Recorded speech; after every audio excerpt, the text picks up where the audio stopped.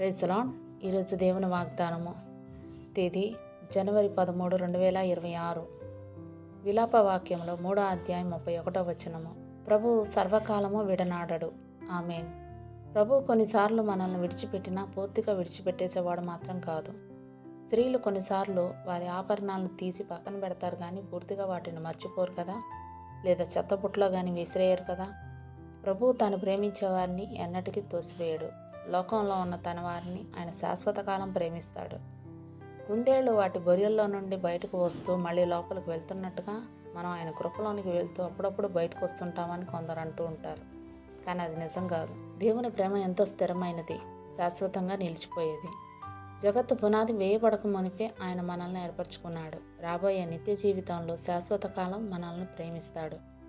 మన కోసం చనిపోయినంతగా మనల్ని ప్రేమించాడు. కాబట్టి మన విషయంలో ఆయన ప్రేమ ఎప్పటికీ చనిపోదని మనం ఖచ్చితంగా నమ్మగలం.